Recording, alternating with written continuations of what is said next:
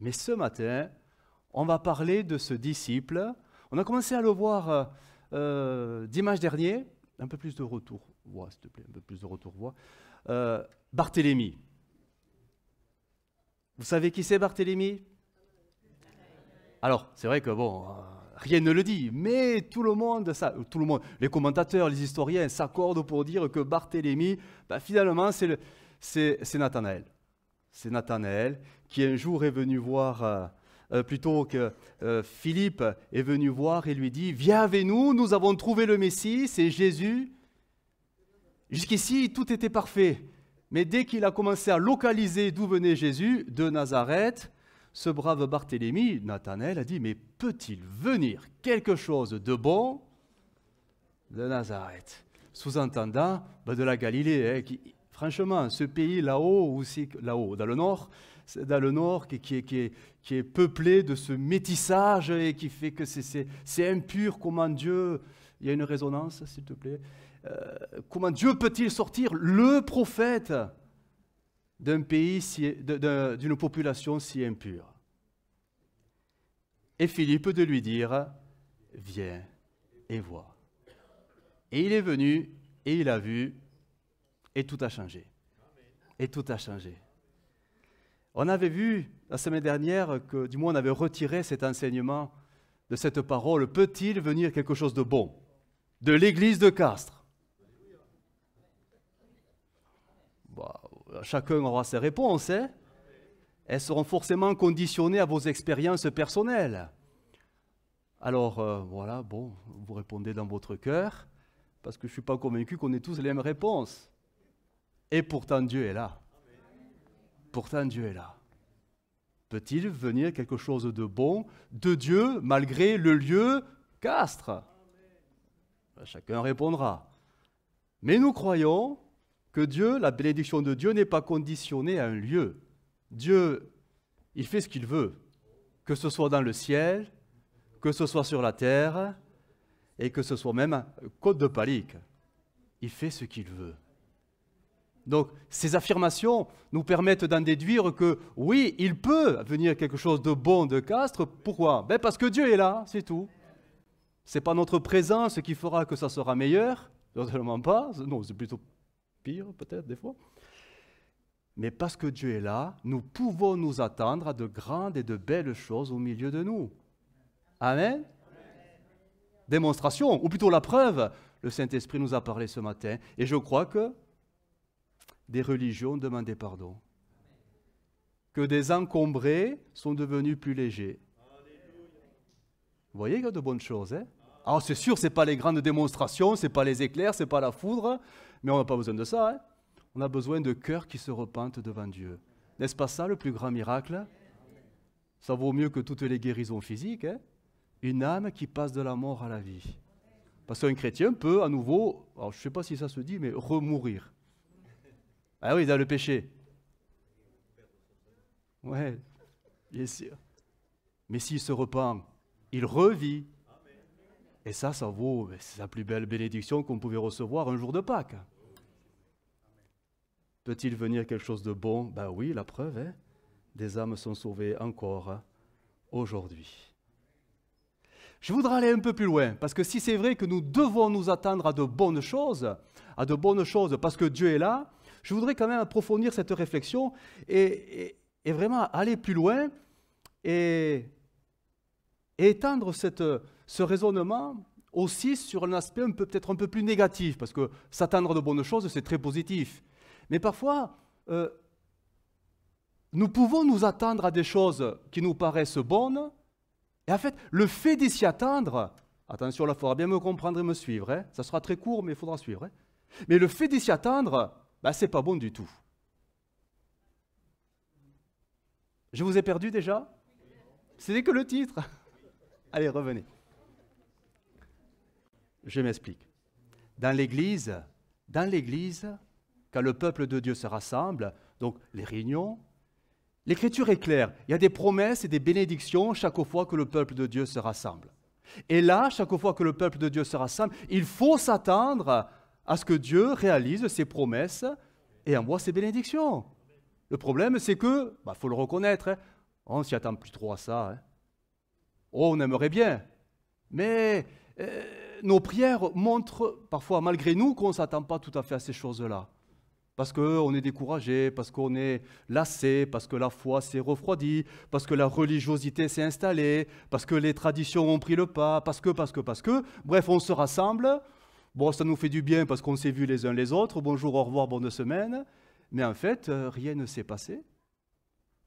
Ou très peu, parce que comme Jésus l'a vécu, il aurait tellement voulu faire des miracles dans son village qu'il n'a pas pu à cause de cette atmosphère pesante d'incrédulité. Et pourtant, c'est là qu'on devrait s'attendre à de grandes et de belles choses. Si l'atmosphère spirituelle changeait, Dieu pourrait simplement faire de grandes et de belles choses. Parce que quand Dieu est là, Dieu, tout peut arriver. Hein. Donc là, il faut s'attendre, oui. Mais là où je vais en arriver ce matin, c'est que parfois dans nos vies personnelles, dans notre vie de prière personnelle, nous nous attendons à de grandes et de belles choses de Dieu, mais en fait, on se trompe parce que on attend pour rien, parce que Dieu, lui, il n'est pas disposé à répondre à ce genre de prière. Là, on n'est plus dans l'Église. Là, c'est notre vie de prière très personnelle devant Dieu. Celle que nous avons tous les jours où nous prions et qui est remplie de nos besoins qui sont les vôtres. Et combien de prières sont là en attente? On attend, on prie régulièrement, on les présente devant le Seigneur régulièrement, peut-être tous les matins.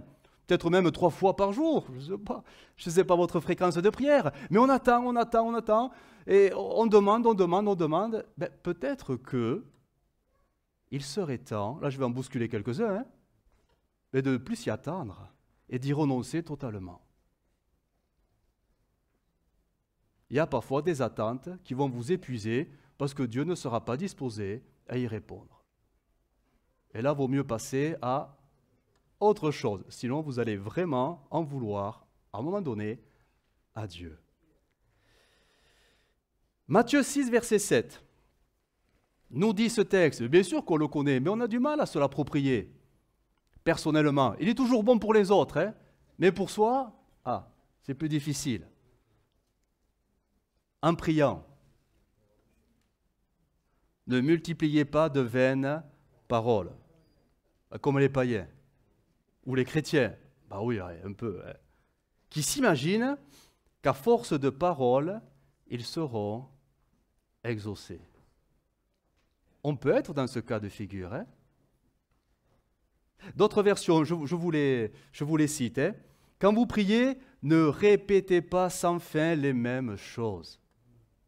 Quand vous priez, pas quand vous êtes en train de louer, d'adorer. Là, c'est le contexte de la demande, de la requête.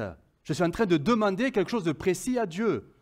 Et comme il semble ne pas trop entendre, alors je le répète tous les jours. J'en fais un sujet de prière constant et régulier.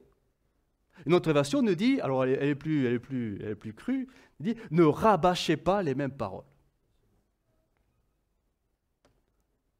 Et une version très ancienne, la Darby, pour ne pas la citer, « N'usez pas de vaines redites ». Vous savez, Dieu, il n'est pas sourd. Hein. Nous, on radote. Hein. Oh oui. On dit souvent que c'est... Quand l'âge grandit... Bon, bref, on radote. C'est vrai, hein, des fois, on radote, et pourtant, on n'est pas si vieux que ça. Hein. Mais dans les prières... Je voudrais vous montrer... par l'Écriture, des exemples d'hommes, de Dieu, qui sont pour nous quand même parfois des exemples. Ils ont prié pour des choses très précises et ils n'ont jamais rien reçu. Et ça, c'est très frustrant, hein? Très frustrant, voire pénible. Mais parfois, il y a des prières, alors Dieu, mais non, tu n'auras pas. Mais nous, on continue. Alors, le premier, c'est forcément, hein, c'est l'homme de la foi. C'est Abraham. Abraham, alors on va lire le texte parce que c'était quand même pas facile pour lui de vivre ces choses-là. Hébreux 11, verset 9, en français courant.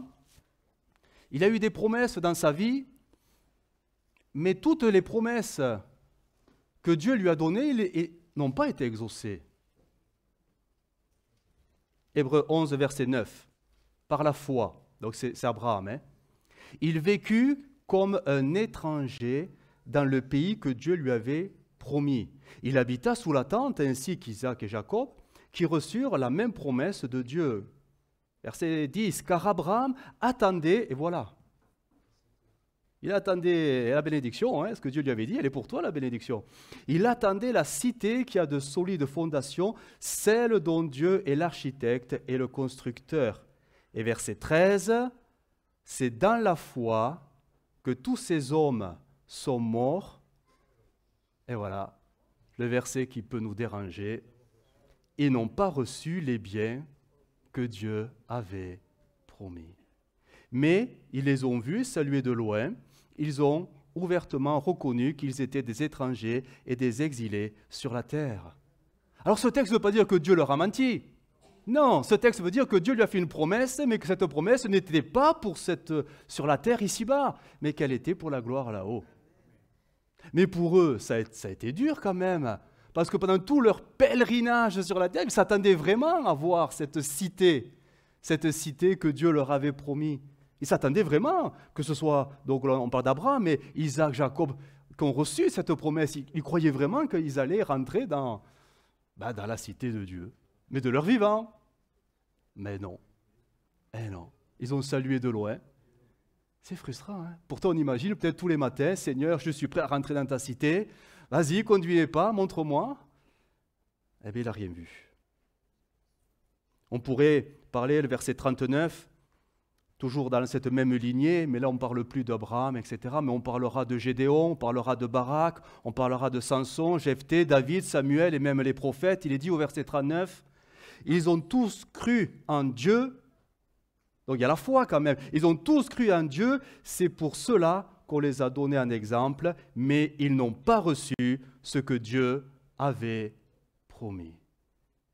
Incroyable, hein? Incroyable. Et pourtant ils ont dû prier. Ils ont dû prier pour ça. Mais leur prière n'a jamais été exaucée. Du moins sur terre. Sur terre. Ça va, je ne vais pas vous décourager, hein, mais bon, c'est des réalités, il faut ouvrir les yeux. Hein. On est d'accord. Ce n'était pas quelque chose comme ça, c'est Dieu qui leur fait une promesse, mais Dieu ne leur dit pas tout, mais eux croient que c'est pour maintenant. On est d'accord. On parlera de David. Ah, David. Ah, l'homme de Dieu, selon le cœur de Dieu, qui parfois, on s'est posé des questions. Mais regardez ce qui s'est passé dans 2 Samuel 12, verset 13. Français courant, on va lire le texte ensemble. C'est les conséquences de l'adultère avec Bathsheba. David répondit à Nathan, le prophète, « Je suis coupable envers le Seigneur, je le reconnais. Puisqu'il en est ainsi, dit Nathan, le Seigneur te pardonne, tu ne mourras pas. Seulement, dans cette affaire, tu as gravement offensé le Seigneur. C'est pourquoi ton enfant qui vient de naître mourra. » L'enfant de l'adultère avec Bathsheba. Puis Nathan retourna, verset 15, puis Nathan retourna chez lui. Le Seigneur frappa d'une maladie l'enfant que Bathsheba, la veuve d'Uri, avait donné à David. David supplia Dieu en faveur de l'enfant. Il se mit à jeûner et quand il rentrait chez lui, il passait la nuit couché à même le sol. Verset 18, parce que ça a duré quand même cette prière, cette intercession de David. Au bout d'une semaine, ben voilà, ce que Dieu a dit se réalise. Hein? L'enfant mourut, etc., etc. Mais pendant une semaine, nous avons un David qui est prostré, prosterné, qui supplie Dieu, sauve mon enfant. Seigneur, si tu pouvais changer d'avis, si tu pouvais lui faire grâce parce que tu es un Dieu compatissant,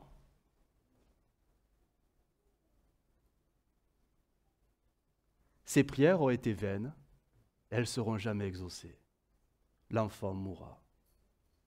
Le verset 22, il expliquera plus tard, David, son attitude, parce que les gens ne comprenaient pas trop ce qu'il faisait, finalement. Et là, il expliquera, verset 22, « Tant que mon fils était vivant, j'ai jeûné et pleuré, me disant, qui sait, le Seigneur se montrera peut-être indulgent à mon égard et ne permettra que l'enfant survive. » Il s'appuyait sur l'amour de Dieu, sur la compassion de Dieu, sur l'indulgence de Dieu, croyant que Dieu allait changer sa vie, tout simplement. Ses prières étaient vaines, stériles, inutiles.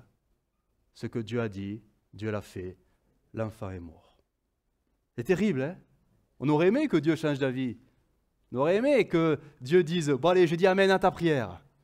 Ah, t'as jeûné pendant 7 jours, c'est bien, ça me plaît. Allez, je dis oui, je dis ok. Non, c'est pas comme ça que ça marche. On pourrait parler de ce prophète qui est un peu tordu, Jonas. On va lire ce texte dans Jonas 4, verset 1. Jonas prit fort mal la chose et se mit en colère. Qu'est-ce qui s'est passé? Il s'est passé que toute une ville s'est repentie. Et lui, non, ça ne lui plaît pas du tout, mais vraiment pas du tout, il se met en colère. Mais il prie. Verset 2, il adressa cette prière au Seigneur.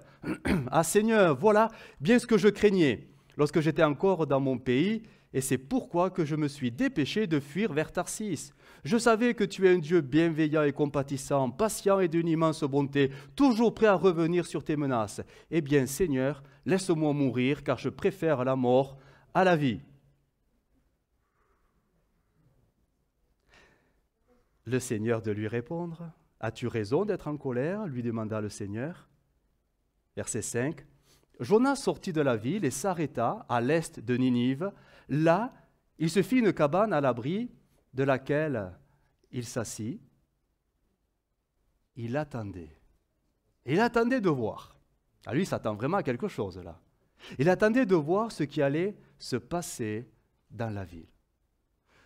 Tout au fond, mais vraiment en arrière-plan de la réflexion de Jonas dans son cœur secrètement, il y a quand même ce désir, Seigneur, si tu pouvais en faire mourir quelques-uns, parce que je ne peux pas croire que de cette grande ville, tout le monde s'est repenti.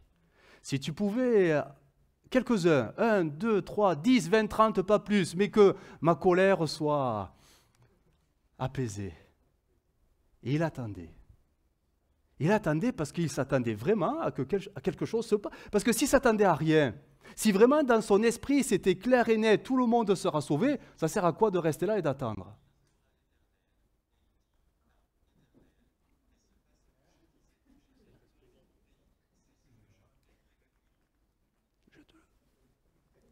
Pas sur quelqu'un, hein? J'ai un concurrent là. Si vraiment il pensait que, pour lui, dans sa tête, son raisonnement, voilà, c'est fini, ils sont tous sauvés, mais ça sert à quoi de rester et d'attendre que quelque chose se passe? Ça sert à rien. Non, c'est que secrètement, il espère. Il espère qu'il y ait 1 ou 2 pécheurs qui ne s'est pas repentis et que vraiment la foudre tombe sur eux, quoi. Ça le calmerait. Mais il a attendu pour rien. Il a attendu pour rien. Peut-être même qu'il devait prier, Seigneur, vas-y, fais quelque chose. Tu ne peux pas laisser le pécheur vivant. Tu ne peux pas le laisser vivant, frappe-le. Voilà, toutes ces prières ne seront pas exaucées. Son attente sera vaine et stérile, tout simplement. Et certainement qu'il y aurait d'autres personnages dans la Bible. Mais tout ça pour nous montrer que parfois nous pouvons être un peu de cette même nature qu'eux. C'est-à-dire que dans notre vie de prière, nous pouvons avoir des sujets qui nous sont pour nous bien sûr importants, légitimes, dans divers domaines. Et on prie, mais ça fait des semaines qu'on prie, ça fait peut-être des mois qu'on prie, peut-être des années qu'on prie, et on n'a pas lâché l'affaire. Et si peut-être il fallait maintenant lâcher l'affaire? Et s'il fallait renoncer à ce genre de prière? Ça demande beaucoup de discernement, en fait.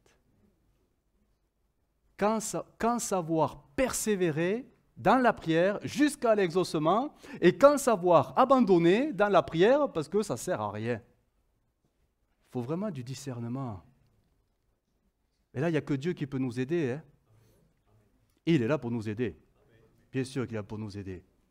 Je voudrais poser la base déjà de la prière. Qu'est-ce qu'il faut pour que la prière soit agréable à Dieu? Alors, 3 éléments. C'est simple. Hein? 1, on le sait tous, mais ce n'est pas parce qu'on le sait que... Et prier selon la volonté de Dieu. Vous le saviez? Oui, mais qui peut dire c'est quoi la volonté de Dieu? C'est très subjectif. On peut se croire pleinement dans la volonté de Dieu, mais être complètement à côté, mais on ne le voit pas. La Bible dit, 1 Jean 5,14, le texte va s'afficher en même temps, hein, nous avons auprès de lui cette assurance que si nous demandons quelque chose selon sa volonté, il nous écoute. Et si nous savons qu'il nous écoute, nous savons que nous possédons la chose que nous lui avons demandée, quelle qu'elle soit. Oui, mais ça, c'est l'absolu, c'est l'absolu, c'est le parfait. Mais qui peut dire que ma prière est forcément dans le plan de Dieu? On ne peut pas trop se l'affirmer, parce que c'est très personnel. C'est subjectif. Bien sûr, il y a des choses qu'on sait, c'est clair, c'est net. Si tu pries pour le salut d'une âme, bon, ben, c'est sûr que c'est clair, c'est la volonté de Dieu. Mais je parle de ces sujets qui sont très personnels, légitimes, pour que Dieu nous guide, nous dirige. Voilà, qu'est-ce que Dieu a prévu pour ma vie? Et des fois, on est devant des choix à faire et on ne sait pas, et on demande à Dieu.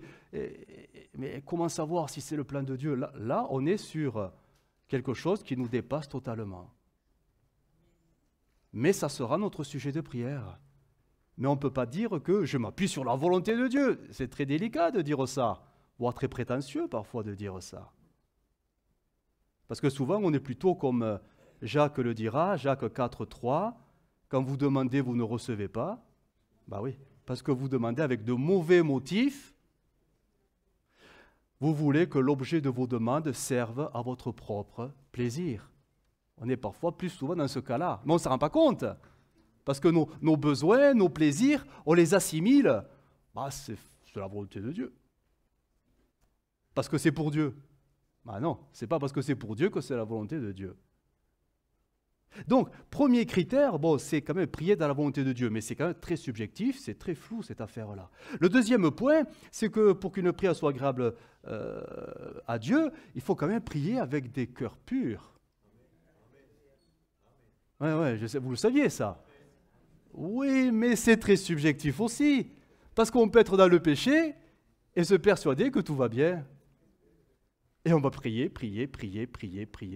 Et on va s'étonner que Dieu ne réponde pas. Tiens. 1 Timothée 2,8, parole vivante. C'est pourquoi je voudrais qu'il y ait en tout lieu des hommes qui prient en élevant vers le ciel des mains pures. Des hommes qui soient libérés de la colère, de la rancune, des arrière-pensées et d'une manière générale de toute attitude contraire à l'amour. Qu'il n'y ait plus ni doute, ni dissension, ni querelle. Voilà, c'est une liste qui montre que le cœur est en bon état. Mais quand le cœur est en mauvais état, parfois on ne le voit même pas.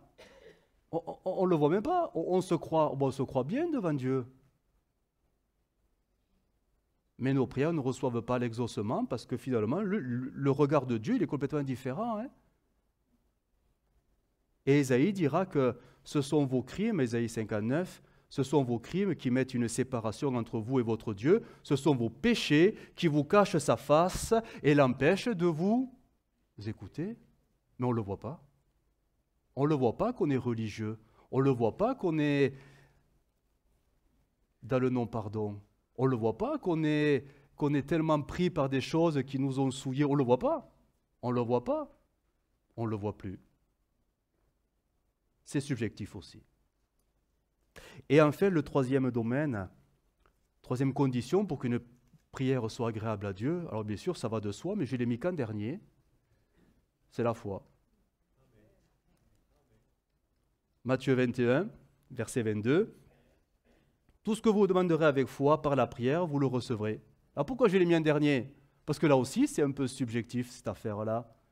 Parce que les témoignages, beaucoup de témoignages nous montrent que parfois, des hommes, des femmes ont prié, ils n'y croyaient pas trop, ils ont reçu. Ils ont reçu. C'est étonnant, cette affaire-là. Hein?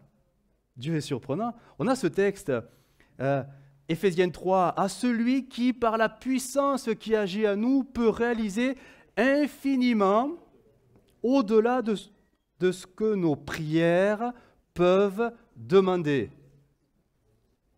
ou que notre imagination ose espérer. Comment peux-tu croire en quelque chose que tu n'oses même pas espérer? C'est difficile à demander ça.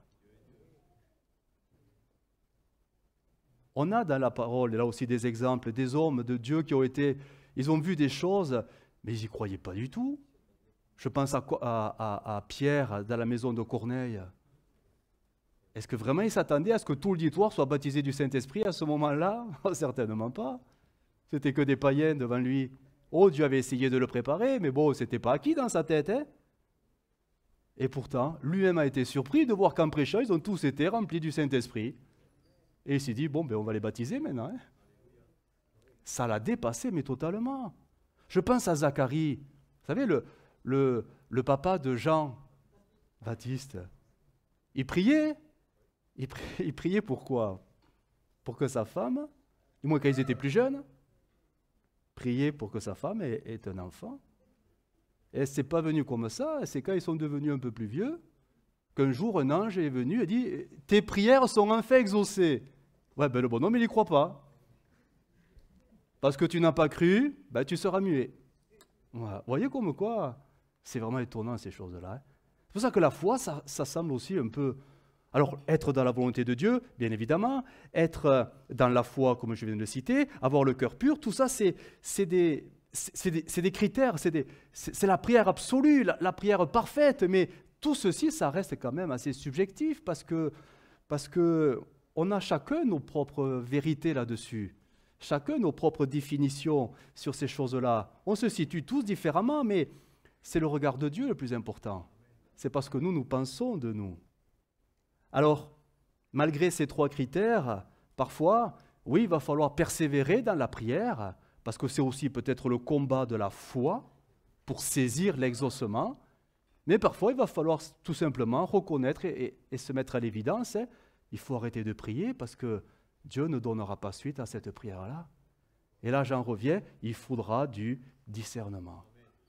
Et il n'y a que Dieu, par le Saint-Esprit et la parole, qui pourra nous donner ce discernement pour savoir quand il faut savoir persévérer et quand il faut savoir renoncer, parce que ça ne sert à rien de s'attendre à Dieu dans cette affaire-là, parce que Dieu ne répondra pas dans cette affaire-là.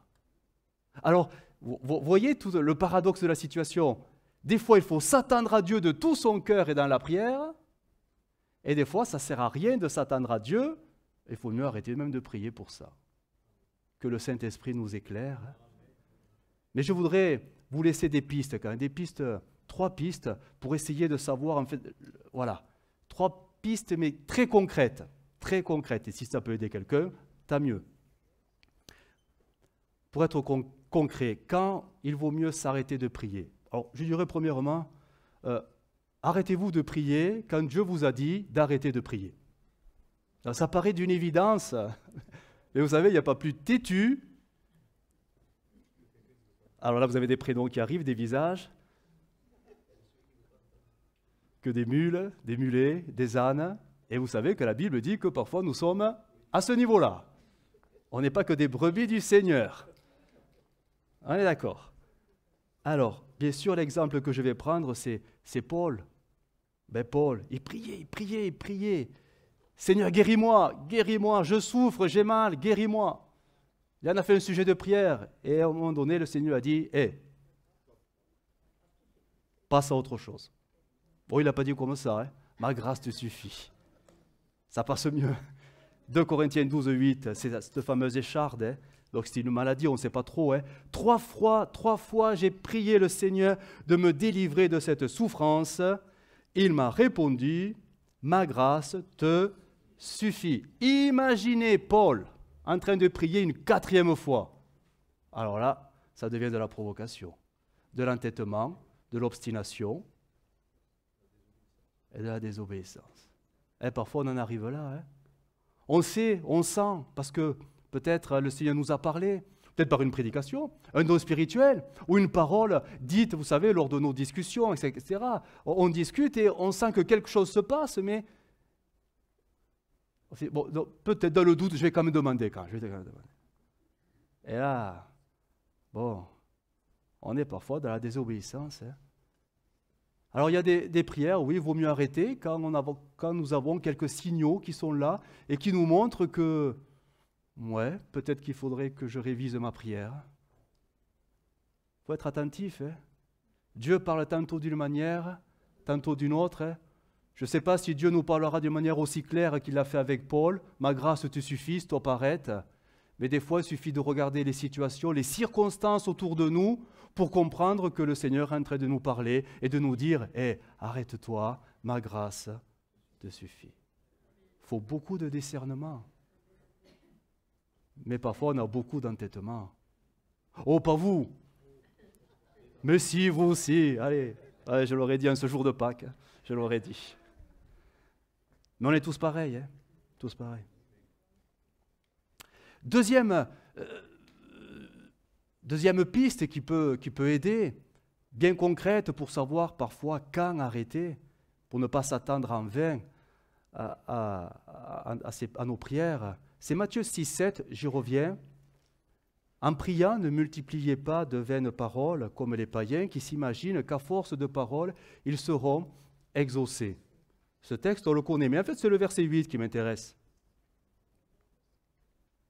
Ne leur ressemblez pas, car, et la voilà, la parole qui va nous encourager, car votre Père sait de quoi vous avez besoin avant que vous le lui demandiez. Alors là, quand on a compris ce verset, on se dit, mais ça sert à quoi que je le demande? Ben, tu as tout compris. Remercie-le plutôt. Parfois, il est bon de renoncer, je vais m'expliquer quand même. Il est parfois bon de renoncer, vous savez, à ces prières qu'on a tous. On les a tous, que ce soit dans des domaines, on va dire, légitimes, professionnels, familiaux, bref, tous ces besoins qui sont propres à chacun. On a parfois des prières, mais c'est vrai que devant Dieu, parfois très précises, voire exigeantes, très directrices. Seigneur, j'ai besoin de... Allez, on fait sa liste. Seigneur, tu vois, là, il faudrait que... etc. Bref. Mais honnêtement, est-ce que Dieu a besoin de tes conseils? Alors, pourquoi tu le conseilles? Pourquoi dans ta prière, tu lui dis ce qu'il doit faire? Je crois que la prière de la foi, c'est pas de croire en ce que toi tu es en train de dire que ça va marcher. C'est pas ça la prière de la foi. En fait, c'est le mot foi qui nous trompe. C'est le mot confiance, la prière de la confiance. C'est-à-dire, si tu crois vraiment que Dieu prend ta vie en main, alors fais-lui confiance. Et tu vas voir que ta vie de prière, mais elle va changer radicalement. Tu ne seras pas tous les matins en train de t'épuiser à de vaines redites. Et Seigneur, tu vois, et Seigneur, tu as compris, et Seigneur, c'est maintenant, et c'est... Non. Ta vie de prière se résumera tout simplement à ce que l'Écriture dit, une action de grâce continue. Seigneur, merci parce que je sais que mes besoins, tu les connais. Renouvelle ma foi pour que je tienne bon en attendant. Mais je te remercie parce que je sais que je ne serai jamais abandonné. N'est-il pas dit dans 1 Thessaloniciens 5, 18? Ça va s'afficher. Rendez grâce en toutes choses, car c'est à votre égard la volonté de Dieu en Jésus-Christ. Voilà la volonté de Dieu. Le remercier en toutes choses, parce que peut-être la volonté de Dieu, c'est pas forcément de lui dire ce qu'il doit faire. Parce que là, tu pourrais te tromper très facilement, emporté par tes désirs, emporté par tes sentiments, tes émotions, emporté par tes envies. Tu peux très vite déraper vis-à-vis de la volonté de Dieu.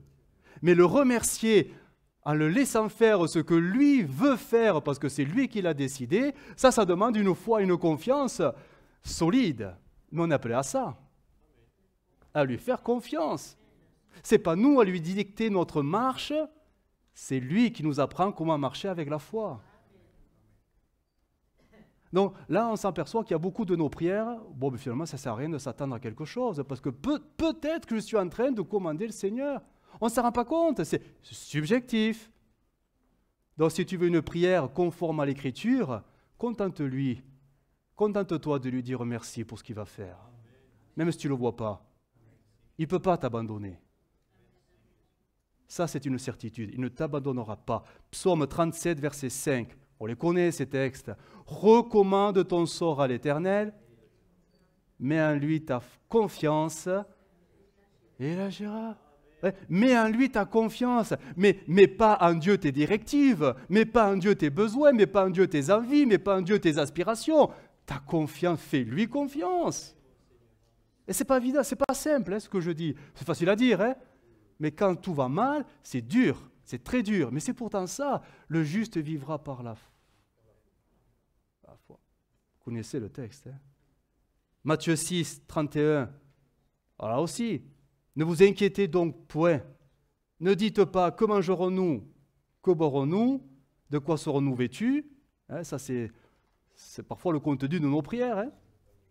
Car toutes ces choses sont les païens qui les recherchent. Votre Père céleste le sait de quoi vous avez besoin.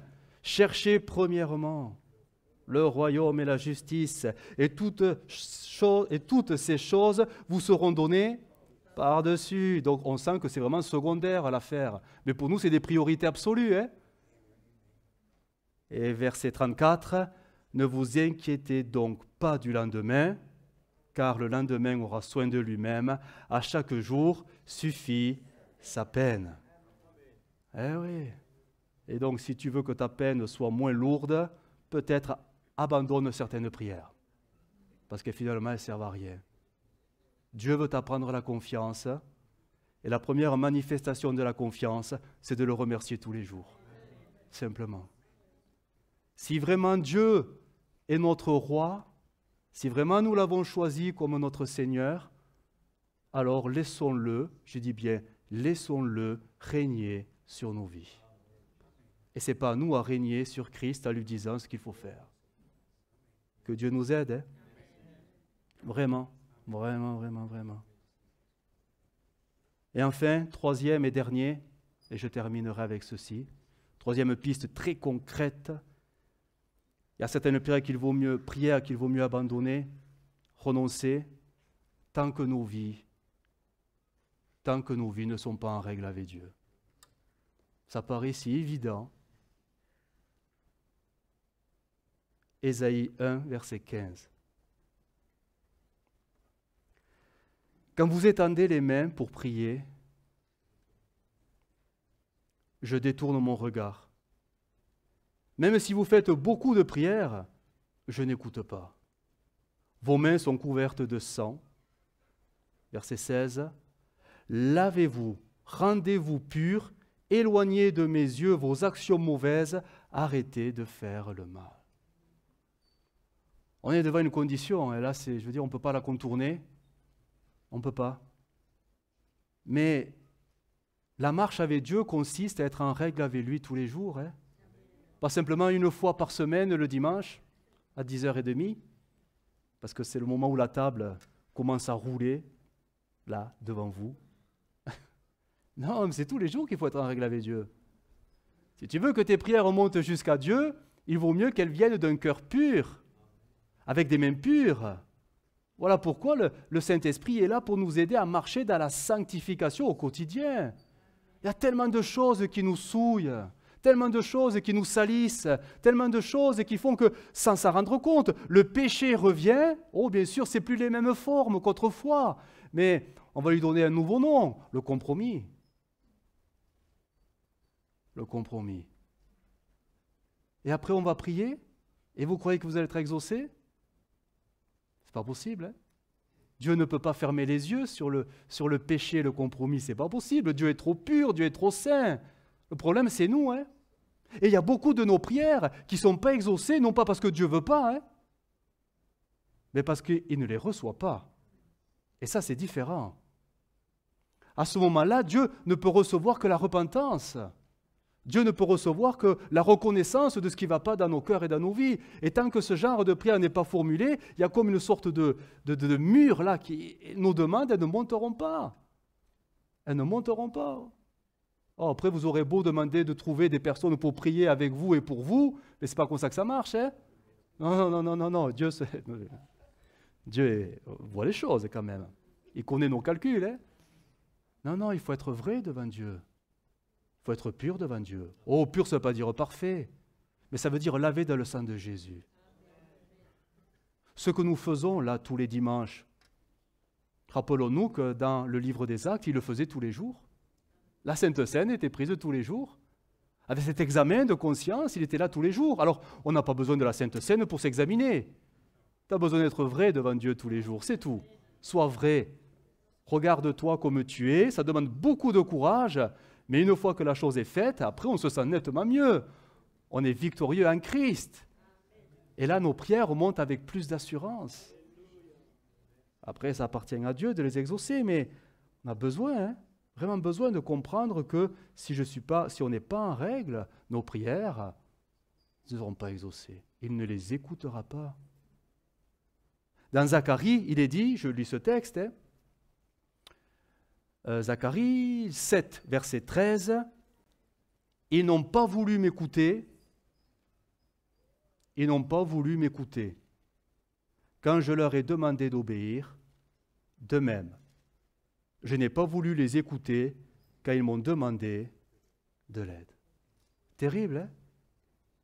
Vous savez que Dieu nous parle, réunion après réunion, prédication après prédication. Dans vos lectures personnelles et quotidiennes, Dieu vous parle. Mais est-ce que nous obéissons? Par contre, nos prières, elles vont monter en continu, mais et voilà. Voilà pourquoi peut-être tes prières ne sont pas exaucées. Regarde-toi réellement au fond de ton cœur. Et là, peut-être que tu auras besoin de demander pardon. Et là, ta vie de prière prendra une autre tournure. Simplement. J'aurais pu trouver d'autres pistes concrètes, mais je crois que ces trois-là sont suffisantes pour changer notre vie de prière.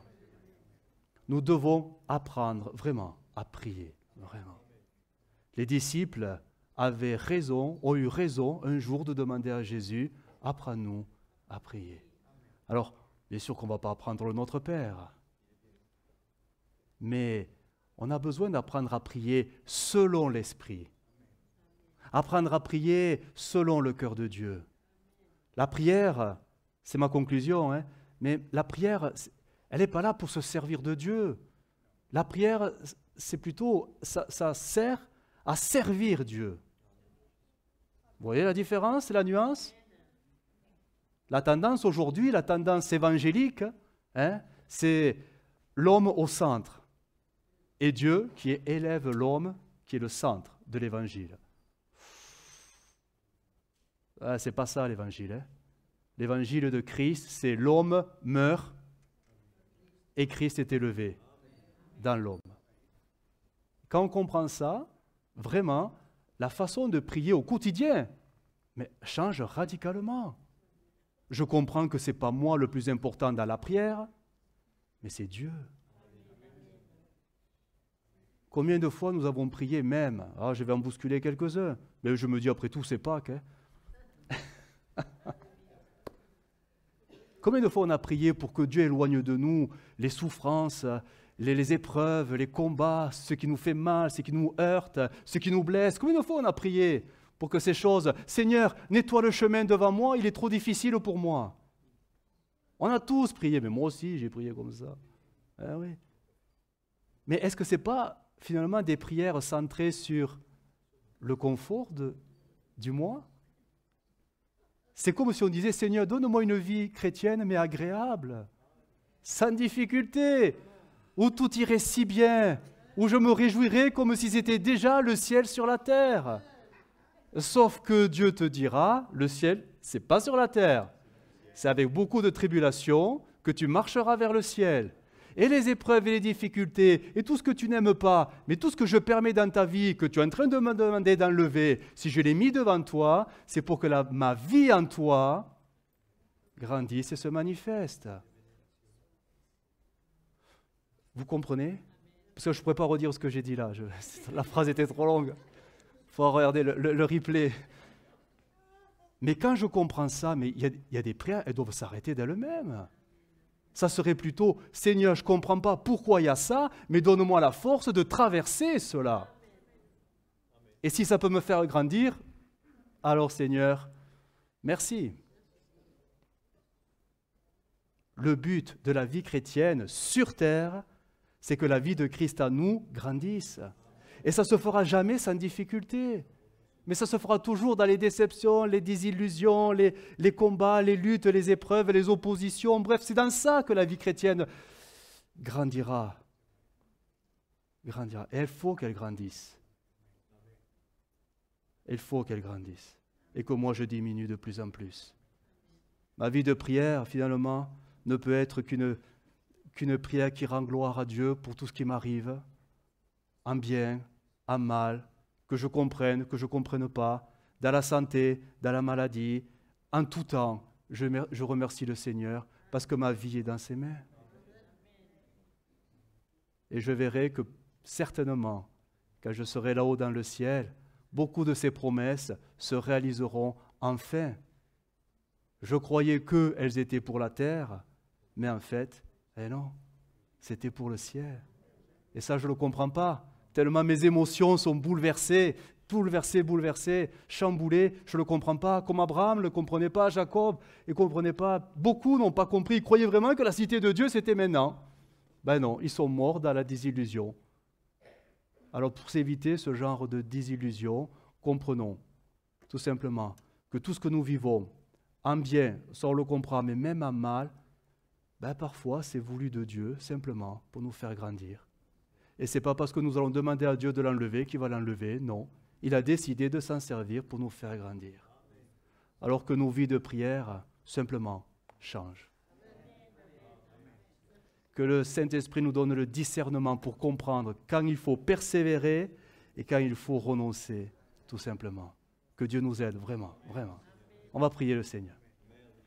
Seigneur, nous te bénissons pour ta parole. Elle est lumière qui éclaire notre chemin, notre sentier. Et combien nous avons besoin d'être éclairés parce que parfois nous ne savons même pas où nous marchons. Pourtant, ta parole est là et nous voulons la serrer dans nos cœurs.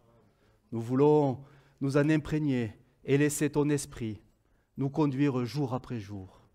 Seigneur, vraiment que tu puisses nous aider par ce discernement qui parfois nous manque à comprendre quand il faudra persévérer dans la prière de la foi jusqu'à l'exaucement. Et quand il faudra tout simplement renoncer, parce qu'on est en train de s'entêter à demander quelque chose qui nous tient à cœur.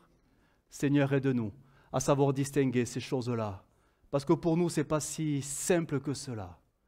Nous voulons apprendre à prier en toute vérité, selon l'Esprit, selon ta parole. Seigneur, aide-nous vraiment, car nos cœurs, et Seigneur, tu le sais, veulent te plaire en toutes choses. Aide-nous, Jésus. Aide-nous, Jésus. Amen. Amen.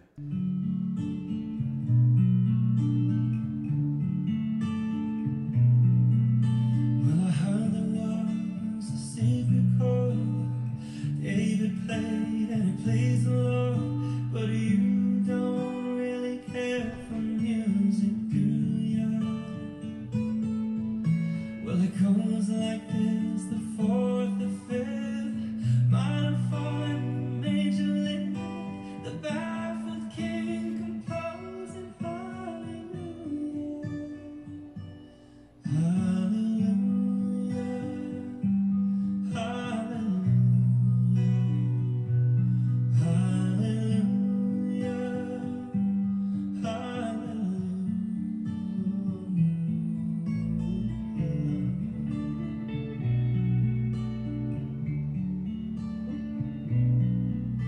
Well, your faith was strong, but you needed proof.